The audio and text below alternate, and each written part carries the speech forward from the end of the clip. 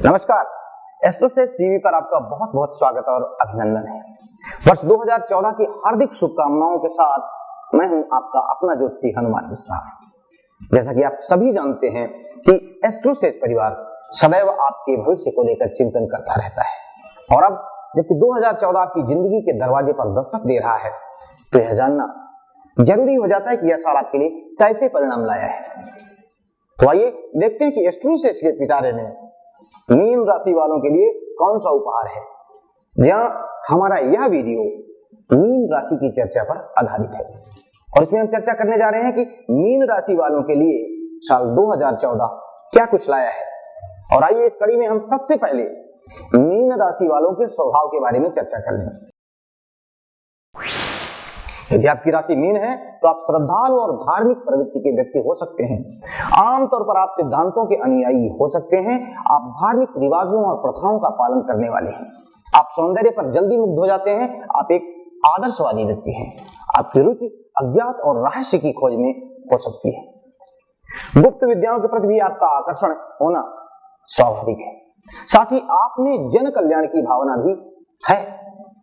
और आइए अब जान लिया जाए कि मीन राशि वालों के लिए 2014 पारिवारिक मामलों के लिए कैसा रहेगा।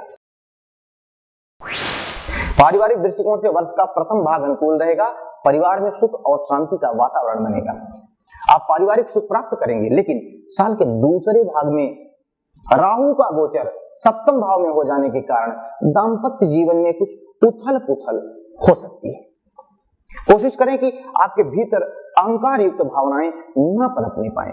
गुरुजनों और माता पिता से संबंधों को और बेहतर बनाने का प्रयास करते रहें। बृहस्पति का गोचर आपके इस मामले में सहायता करेगा। फलस्वरूप आप विपरीत परिस्थितियों से उबर करके पारिवारिक सामंजस्य बनाने में कामयाब रहेंगे। और आइए अब जान लिया जाए कि इस साल आपका यानी कि मीन राशि वालों का स्वास्थ्य कैसा रहेगा। आपकी तबियत पानी का क्या हाल रहेगा। वर्ष के प्रथम भाग में आपके स्वास्थ्य में अनुकूलता बनी रहेगी। इस अवधि में साधारण या छोटी मोटी बीमारियों को छोड़ दिया जाए तो लगभग जून के महीने तक आपका स्वास्थ्य अनुकूल बना रहेगा।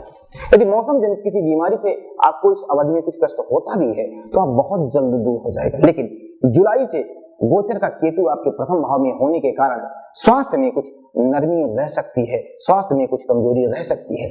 इस अवधि में आप मन को एकाग्र करने, समाधि और योग क्रियाओं को करने के लिए भी प्रयास कर सकते हैं। इससे अपने उत्साह का संचार होगा। समय समय पर आप जलवायु परिवर्तन करते रहें, यह भी उचित होगा।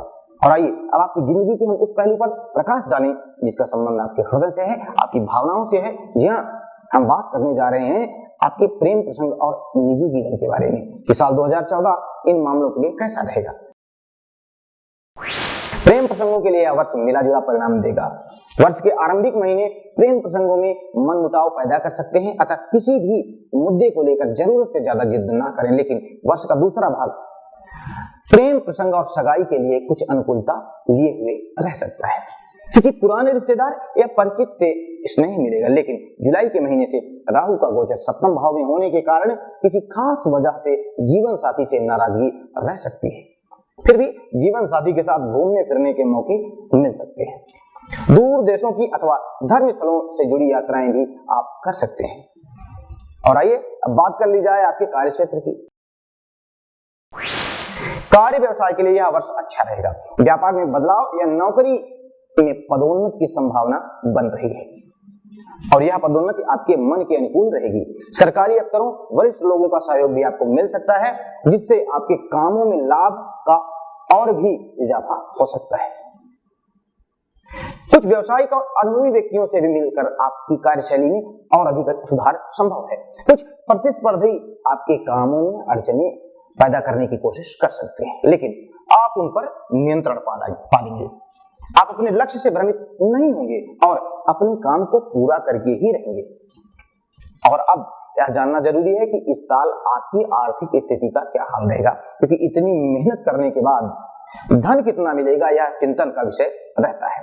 तो 2014 में आपकी आर्थिक स्थिति का जायजा लिया जाए। इस वर्ष आपकी आमदनी में निरंतरता बनी रहेगी। आमदनी के किसी नए स्रोत के मिलने की भी उम्मीद है। किसी व्यापार या व्यवसाय को शुरू करने में आप कुछ पैसे भी खर्चे कर सकते हैं। हालांकि कहीं से अचानक कोई बड़ा लाभ भी हो सकता है, लेकिन ऐसा भी हो सकता है कि इस वर्ष आप कोई बैंक बैलेंस ना बना पाए। यानी आमदनी तो होगी लेकिन बचत में कुछ विसंगतियां दिख रही हैं। इसके पीछे कारण यह भी हो सकता है कि आप कोई संपत्ति खरीद सकते हैं या कहीं पूंजी निवेश कर सकते हैं। यदि आपका पैसा कहीं रुका है तो थोड़े से प्रयास से उसकी प्राप्ति हो सकती है। कुल मिलाकर यह साल आर्थिक मामलों के लिए अनुकूल कहा जाएगा। और आइए अब विद्यार्थियों के बारे में भी चर्चा कर ली जाए और जान लिया जाए कि शिक्षा के लिए यह साल कैसा रहेगा। अध्ययन के लिए यह साल मिला जुला रहेगा।